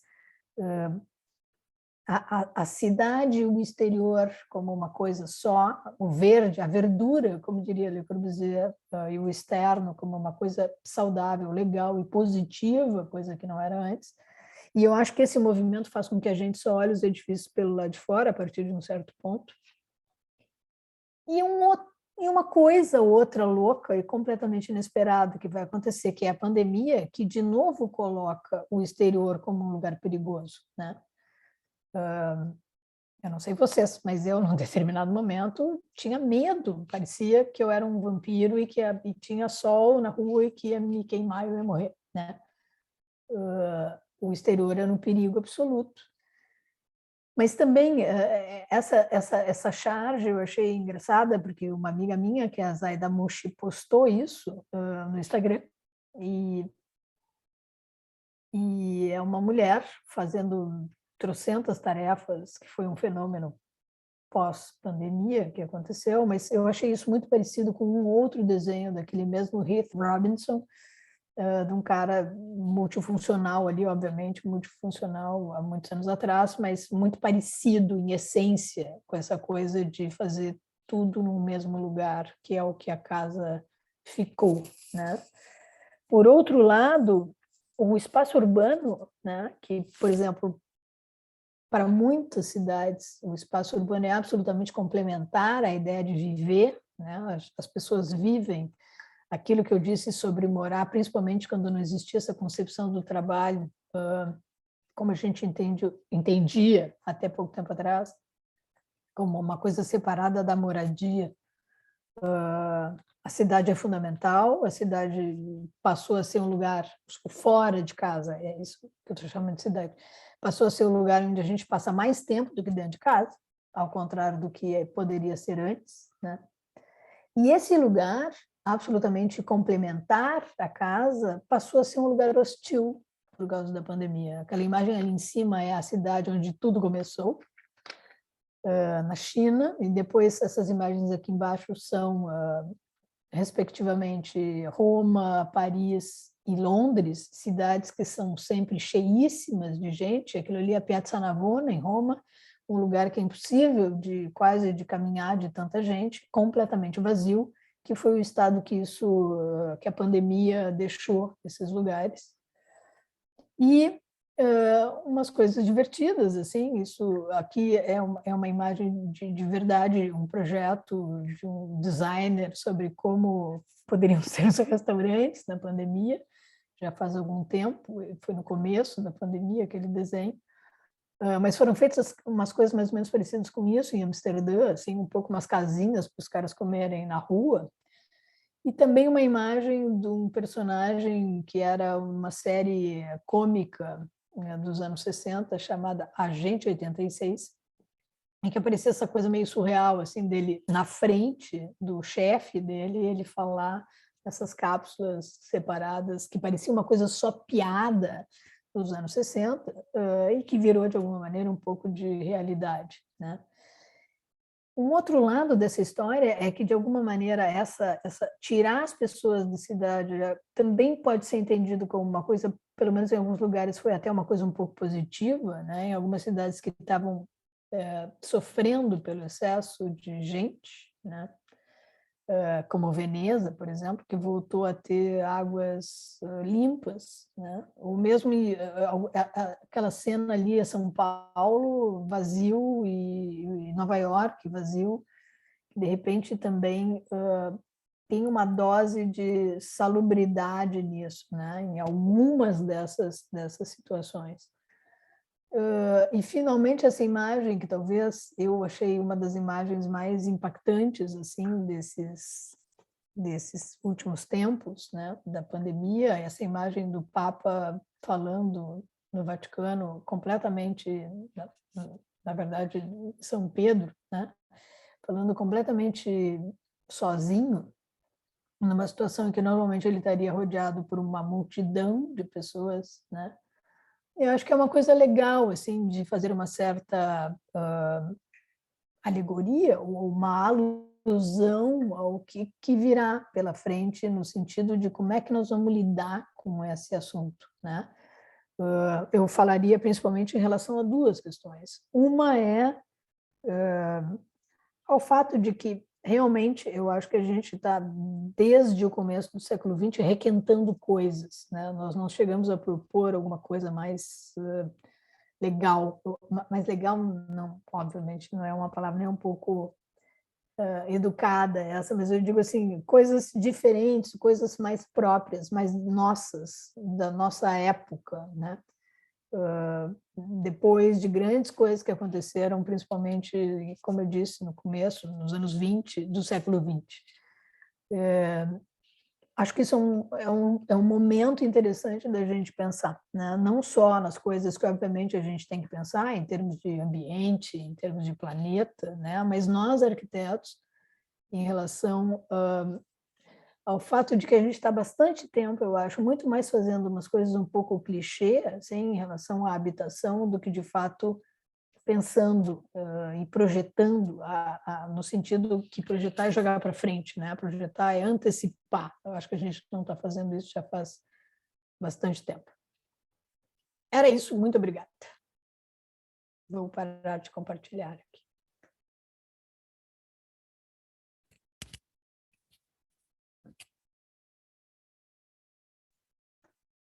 Obrigado, Marta. Obrigado mesmo. Antes de dar a palavra, vou dar 2 spoilers já para você. Primeiro, a Camila vai vir semana que vem falar com o pessoal do 5º ano para apresentar a ópera-prima, mais uns trabalhos dela. Então, esse é o primeiro spoiler, pessoal do 5º. E o segundo spoiler é que a gente foi na casa, 10 alunos, eu e mais 10 alunos, teve a oportunidade de ir na casa de Jimenez para ver essas relações que você mostrou. Então, tem uns perdidos aqui que conseguiram ir lá junto, ver o que você apresentou. Então, eu queria te dar esse spoiler. Segundo, dar parabéns, muito obrigado pela fala, foi linda. Maravilhosa repassar esse estudo da arquitetura pelo olho do design de interiores. Eu acho que deveria se chamar de arquitetura de interiores, na verdade, a palavra acho mais correta. Não sei a sua opinião, mas a minha talvez caia muito mais, porque o design é uma coisa mais seriada e tudo mais, a arquitetura acho que volta esse rebate. Antes de abrir a pergunta, eu vi que acho que tem uma pergunta aqui. Tem sim. O Bueno, só que você fez para mim, Bueno, quero que você leia para a Marta, tá? Você lê, não, você fale para ela. Eu perguntar, você falou de várias palavras e quase citou uma, mas deixei escapar, quase na etimologia. Quando você fala para a gente ornamento, você foi falar um pouquinho, aí você parou, como você falou no decor e tudo mais, queria que você comentasse ornamento. Você falou, mas não puxou a raiz da palavra. Tá, mas eu começo contigo, então. Pode ser comigo, aí depois eu peço para o Bueno fazer a dele. Eu até não falei do ornamento, porque, de fato, eu me policio bastante em relação a isso e prefiro mesmo, na coisa mais raiz, usar decoração, até porque eu acho que é mais agressivo, digamos assim, né? Parece pior a decoração, e eu acho que entre a decoração e o ornamento é mais dispensável do que a decoração, né? Porque o ornamento tem uma coisa de um certo disfarce em que justamente a decoração não. A decoração é a adequação não. Lida com a questão do caráter de maneira mais importante, né? Então, acho até para usar uma denominação mais Beaux-Arts, assim, que afinal de contas é bem importante na nossa cultura arquitetônica, eu acho que é legal a gente usar a palavra decoração. E também acho importante recuperar um pouco isso, porque é que tá, acho que tem experiências que são muito particulares, assim, mas realmente eu sempre conto uma história que eu sempre fui uma arquiteta de interiores, né? Eu, depois que fiz essas coisas todas, e através dessa porta de arquitetura de interiores, de cenografia, de roupa e de estudo, fiz arquitetura de interiores. E, aliás, era um campo, pelo menos naquela época, que se ganhava, inclusive, muita grana, né? Até tinha uma coisa muito pragmática nisso. E até hoje eu ainda acho isso. Eu vejo os nossos alunos se formando e um dos campos que, evidentemente, eles conseguem ainda se colocar. Eu sempre digo que aqui em Porto Alegre tem uma coisa muito engraçada, a gente não faz muita casa, né, como acontece em São Paulo, que ainda as pessoas conseguem morar em casa. Eu tenho uma amiga que mora em São Paulo, capital, numa casa, né? Isso em Porto Alegre é impossível, muito menos muito menos uma mulher sozinha morar numa casa, porque é um lugar meio perigoso nesse sentido. Mas essa questão, assim, né, ela é importantíssima, desde de sempre, no sentido da adequação, não é adequação, mas realmente da revelação, digamos, né, do para que o negócio se presta, enfim, dessas questões de decoro mesmo, de decoração, né? Então, eu acho, eu que sempre fiz isso, que é o que eu estava dizendo, às vezes eu fico em casa e, e era professora da faculdade já, e eu me lembro de estar super feliz, assim, foi a abertura da Casa Cor, eu estava com a minha sócia do momento, num restaurante em Porto Alegre, encontrei um professor, que hoje é meu colega, a gente já reconstruiu a nossa relação, mas ele, assim, fingindo que estava brincando, a gente chegou no restaurante lotado, meio tarde, e ele disse: não te ofereço lugar, porque eu não dou lugar para uma pessoa que faz casacuera, né? Então, foi brincadeirinha, mas foi importante aquilo. Até foi uma das razões pelas quais eu decidi fazer um doutorado em arquitetura de interiores, só para encher o saco, na verdade. No começo era um pouco para isso, e para conseguir fazer o que eu sempre, né, parecia que era uma pessoa louca, assim, tendo vida acadêmica, dando, assim, não apenas a vida acadêmica no sentido de dar aulas, mas vida acadêmica no sentido de fazer mestrado, de fazer doutorado, e ter um escritório de arquitetura de interiores. Parecia uma coisa louca, parecia uma coisa impossível, esquizofrênica, né? Mas não. Porque justamente eu acho que a gente aqui tem um preconceito em relação a isso, que é um preconceito que faz com que a gente não amadureça nesse sentido, né? Enfim, tá, eu estou muito falante, eu vou me conter. Obrigado, Marta. Respondi loucamente. Professor, aqui, falando sobre arquitetura doméstica e desse doméstico contemporâneo, eu queria que você se pudesse destacar algumas mudanças que já ocorreram ou vão ocorrer após a pandemia. Diga assim, na utilização dos mobiliários, os novos pensamentos, funcionalidades, até essa nova possibilidade de um interior diferente do que conhecemos hoje. Eu não arrisco um palpite, mas tinha uma série que eu achava incrível, que já acabou, que cada capítulo era uma coisa diferente e era uma coisa bem de, como é que é? Black Mirror, né? Um dos capítulos, um dos episódios que eu mais achei legal era de um cara que pedalava, não me lembro exatamente como é que era isso, e ele morava num quarto, digamos assim, e a energia que ele gerava pedalando uma bicicleta criava um universo que não era real, né? Eu disse no começo, eu acho que eu sou meio louca, mas eu sinceramente acho que é um pouco isso, assim, uma coisa que eu fico pensando, né? Tipo, quando eu pego hoje um aplicativo de tinta e que tu fica vendo, né? Que tu pode testar diferentes cores de tinta numa parede. Eu não sei, eu acho que é que tem também uma coisa que eu acho que é importante. Eu acho que, de qualquer maneira, até mesmo como uma pesquisadora, que hoje eu sou em interiores, eu sei que os interiores são muito mais efêmeros, né, do que a arquitetura em si. Tu tem um edifício, por exemplo, os edifícios modernos da cidade de São Paulo dos anos 50, que eu acho que tem apartamentos maravilhosos, incríveis, deve ter um que mantenha uma decoração, digamos assim, que foi feita nos anos 50, se é que existe, né?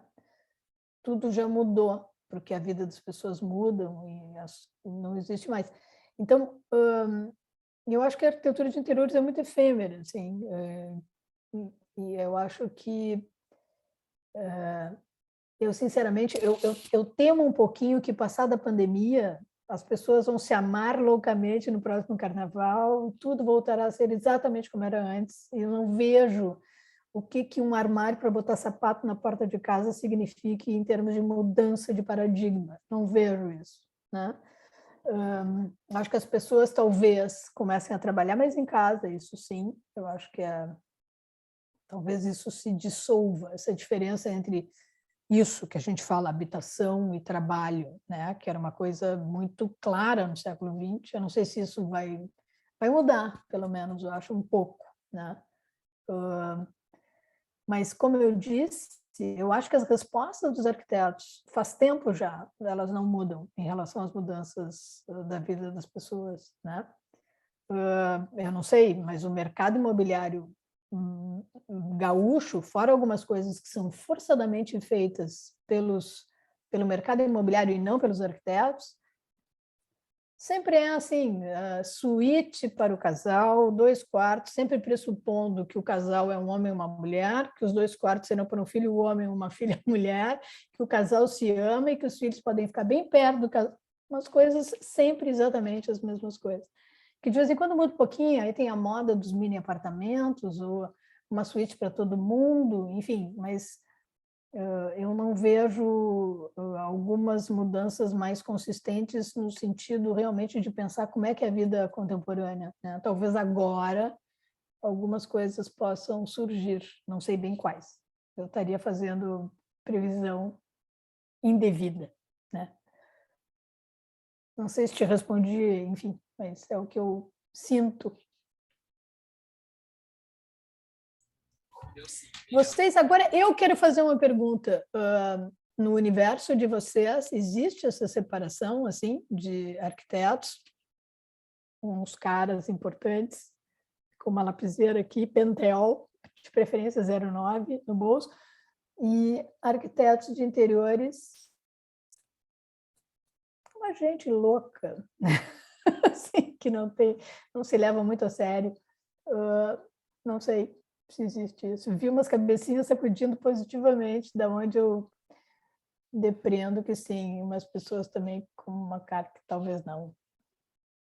Não Sim, eu sei. acredito que sim, a gente consegue enxergar essa situação assim, bastante polarizada, né? Aí a gente ainda não tem vamos dizer, essa interface entre o que é externo e o que é interno tratado de uma forma adequada, né? Então, Sim. realmente, o arquiteto, ele é o arquiteto da edificação e o designer de interior, o decorador, ou o que seja, né? Conforme a sua formação, ele trabalha na decoração como uma coisa de fato menor, né?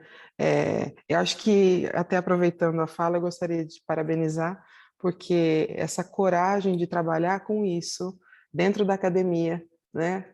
Quebrando alguns paradigmas que eu imagino que você tenha quebrado, e trazer isso para a gente de uma forma assim tão conceitual, para nós soma demais. Então, um agradecimento bastante extenso, acho que de todos nós para você. Muito obrigada.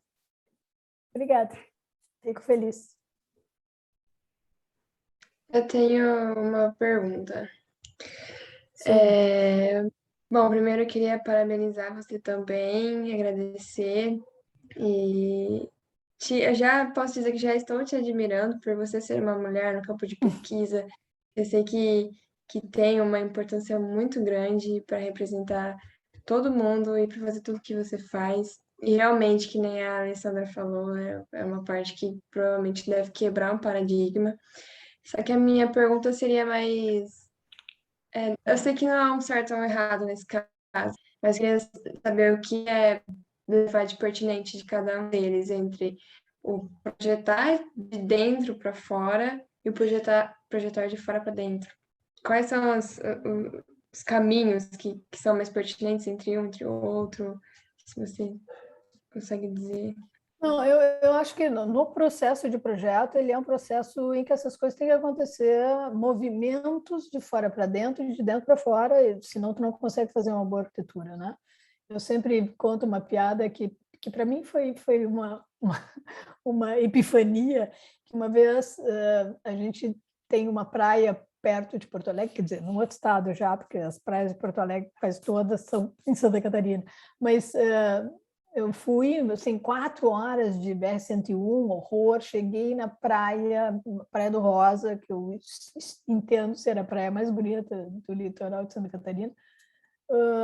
Aí, assim, estava ficando grande, aluguei um quarto numa pousada muito legal, com uma vista incrível do mar, sentei na varanda, peguei, claro, alguma bebidinha para beber, me deitei, me recostei na cadeira que estava ali. Não fui eu que botei a cadeira estava ali.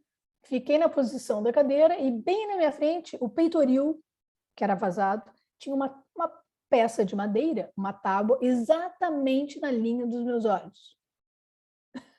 Isso é o sinal da incompetência absoluta de um arquiteto que projeta uma fachada, desenha um peitoril, uma posição externa, de uma estereotomia assim, de fachada, e não pensa no movimento outro, que eu acho que são complementares. Para mim, essa é a questão. E eu acho muito raro a gente achar um arquiteto bom, desses que a gente acha super bons, que não projete tudo, né? Nós temos aqui um edifício do Álvaro Siza, que eu acho um cara fantástico, que está vivo ainda por cima, né? E uma vez eu fui num museu do Siza, que não esse exatamente, eu acho que nesse não, se bem que esse tem coisas incríveis assim, né? Mas em que tem uma escada de um vão relativamente pequeno. Então, o corrimão é um negativo na parede, lá dentro está o corrimão. Como que um arquiteto que não pensa nisso vai fazer uma coisa dessas, né? Um cara que faz o edifício, está preocupado com a estrutura, o concreto branco aqui, que, aliás, eu debochei um pouquinho dos engenheiros do começo, mas eu acho que eles são absolutamente essenciais. O canal foi o cara que construiu aqui o Iberê Camargo, que foi super importante, né? Mas o canal conta essas coisas, que chegou o piso do Museu Iberê Camargo e o Álvaro Siza mandou devolver, porque não estava bem na cor da madeira que ele era afim, e ele fez o desenho do que ele chama de bengaleiro, né? Que é o lugar para se colocar, teoricamente, as bengalas, o lugar de guarda-volumes que é mobiliário, é um mobiliário, é desenho dele, né? Então, eu acho que, na verdade, o que não está com nada, na minha opinião, é justamente separar essas coisas. Então, eu estou fazendo todo esse esforço a partir de dentro, fingindo como se não fosse importante o fora, mas é que é tão mais importante o fora que alguém tem que fazer o trabalho sujo esse de ficar repetindo, feito uma louca, que a concepção a partir de dentro também é importante. Quando chegar no equilíbrio, eu vou morrer, né? Mas não, poderia morrer, não vou morrer. Nunca vou morrer, mas é esse o esforço, eu acho, né? Não estou querendo dizer que existe uma coisa mais importante que a outra, ou que arquiteturas de exteriores também, que é uma coisa, a gente não usa isso de designer de interiores, a gente usa arquitetura de interiores como denominação,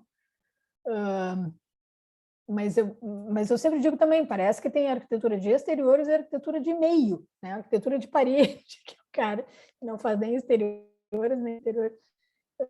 E não, eu acho que é uma coisa completamente complementar. É a mesma coisa, né? É isso. Gente, tem mais perguntas? Vamos aproveitar a professora Marta. Eu sou particularmente suspeito para falar de sotaques, principalmente do Sul, que eu fui estudar em Londrina, então eu sou suspeito para falar de sotaque do Sul, principalmente. Mas, professor Zé, Marcelo, quem mais aí? Aline, tem mais pessoal aí? Ou tão quietinho muito hoje, hein?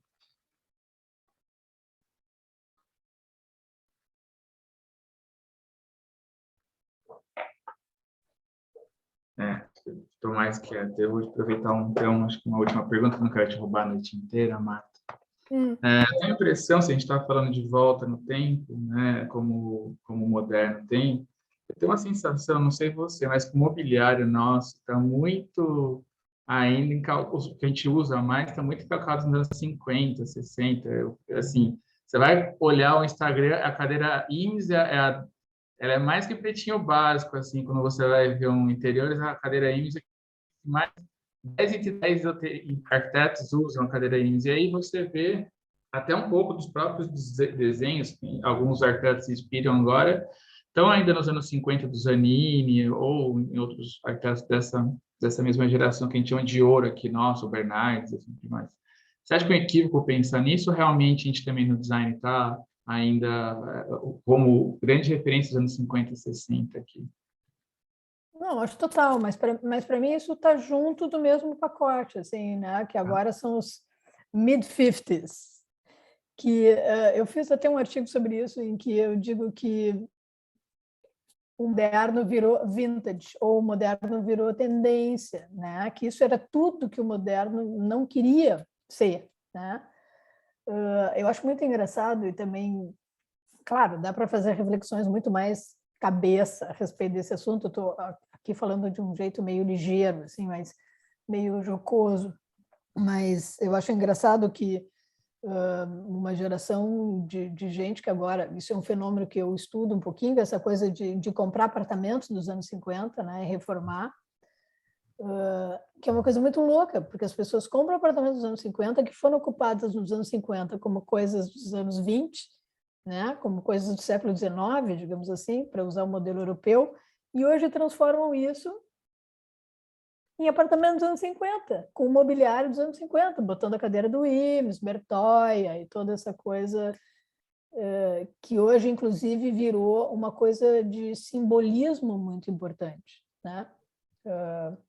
Tem uma turma que se acha legal justamente por saber o nome dos autores, comprar coisas dessa época, os leilões, essas peças chegam a preços. Eu falei na Charlotte Perriand, a Ellen Gray é outra que hoje vende coisas a preços escorchantes, né, em leilões. Acho que aí virou uma moda mesmo, e acho que isso vai passar, né, como todas, nesse sentido. Assim. Acho até que tem uma coisa já, né, europeia, assim, numa outra direção, numa direção, de novo, numa coisa mais clássica, assim, nessa coisa das tendências. Mas não sei a arquitetura, porque para mim tá tudo meio igual nesse aspecto, assim, né? Eu gosto também de fazer umas brincadeiras com os alunos, que é de mostrar imagens de casas de casas dos anos 50 e perguntar de quando é que elas são. Acho isso divertidíssimo, porque deve ser muito antigo, professora, de 1999, sabe? Enfim, então, mas eu acho que isso eu não mostrei isso hoje, mas tem aquela legal que é do projeto do Le Corbusier em Weisenhof, né, em que tem um carro na frente, e a gente vê muito, de forma chocante, a diferença de época. E tem um cara que fez uma sequência de fotos, ele faz nos anos 50, ele faz depois nos anos 70 e faz hoje. O que é mais engraçado é que a foto mais contemporânea tem um New Beetle, né, que é um Fuca, um Fuca revisitado, né? Então eu acho que me parece um pouco isso, assim, que estamos na mesma, eu acho, dando voltas, assim, num looping. O dia da marmota, eu acho que a arquitetura está um pouco no dia da marmota. Legal. E Faz aí, por tempo. último, eu queria perguntar, geralmente o pessoal tem perguntado de livros, você comentar alguma biografia para o pessoal, o que você recomenda? Acho importante isso também. Ai, ai, ai, ai, ai. Ai, ai, ai, ai, ai. Ai, eu acho tão difícil. No meu universo, ainda mais com o dólar, é o preço que está, eu não recomendo mais nada, porque tudo custa mais do que 3 mil reais. Mas, sei lá, eu acho que talvez, ultimamente eu vejo muitas coisas legais a respeito. Tem um cara especificamente que é tipo assim, é meu ídolo, né? Que é o Arthur Rueg, em que ele escreve muito sobre Le Corbusier antes de Le Corbusier policrômico. Eu acho legal sobre o mobiliário do Le Corbusier. Eu acho ele interessante por causa disso. Assim, ele fala muito sobre, nesse caso específico, o Le Corbusier, mas o Le Corbusier como um cara que nem arquiteto né? Não fez uma faculdade de arquitetura, é um cara que é das artes decorativas, e é isso. Então, nesse aspecto eu acho legal. Mas eu realmente ando muito mais na onda dos artigos do que exatamente nos livros, né? Porque eu estou, claro, numa coisa mais cabeça, assim, ultimamente. Mas eu acho que nesses assuntos também as conversas não querendo fazer um discurso político, mas também as conversas de gênero, que eu acho até que no nosso caso em São Paulo tem umas pessoas que trabalham com isso, tipo a Ana Gabriela do Mackenzie, a própria Ruth, né, de começar a se considerar Carmen Portinho, Charlotte Perriand e todas essas pessoas que fizeram parte da história da arquitetura e que ninguém falava sobre isso, que eu acho que é legal, são umas coisas que me divertem, né? Mas, não sei, eu acho que a gente tem, no Brasil, muita gente boa de teoria de arquitetura, sabe? E vocês, em São Paulo, tem muita gente muito legal, que eu acho que nessa coisa mais do pensamento, acho que tem muita gente interessante em São Paulo escrevendo, né? Tem a Ruth, como eu disse, tem, sei lá, Hugo Segal, Renato Anelli, tem um monte de gente interessante. As publicações do Abílio, né? Juntando textos de diferentes pessoas, eu acho que é sempre Abílio, Romano Guerra. Uhum. Eu acho que tem bastante coisa legal, assim. Então, tá. Marta, então, queria te agradecer de novo. Muito obrigado por essa fala, que foi linda. Acho que passar essa visitada por interiores é importante, porque, como você disse, muitas vezes o discurso fica na casca, e se a gente pega muitos arquitetos que você colocou, se a gente pegar o Weifeld, o Kogan, o Torres, esses nomes de São Paulo, você vê que o muito forte deles é o interiores de luxo. Você não consegue nem achar onde que está o registro no banheiro. Você nunca vê assim. Eu precisei de um amigo meu trabalhar para falar que fica escondido embaixo da pia o registro para fechar o banheiro, para poder dar uma reformada quando faz as coisas. Tamanho é importante essa leitura. E depois eu vou pegar teu endereço e mandar um presentinho para você, que eu estou pedindo para todo mundo. Depois troco um Instagram com você, eu peço teu endereço. E dou a palavra para a Jenny fechar, e a gente vai fazer um intervalinho de uns 5 minutos aqui, às 9 a gente volta para falar com o professor Cláudio. Obrigado mesmo, Marta, de coração. Não, eu que agradeço, adorei. Muito obrigada. Muito obrigada, Marta, por toda a atenção, pela troca de e-mails comigo. Mas foi muito Sim, ótimo te ter deixei você um pouco aqui hoje. abandonada um pouquinho, mas acontece, me perdi. Tudo certo, então deu tudo certo no final. Isso que é importante. Tá bom. E muito obrigada, de coração. Então tá, muito obrigada para vocês, foi um prazer. Eu acho ótimo fazer essas coisas e acho que é isso, a gente está fazendo no fundo todos nos esforçando para melhorar a nossa produção, né? Eu acho. Então, muito obrigada. Beijos. Obrigado. Beijão. E, vindo para São Paulo, como a gente está para conhecer aqui no interior. Tá certo, tá bom. Então tá. Beijo para Obrigado. vocês. Beijo. Beijo.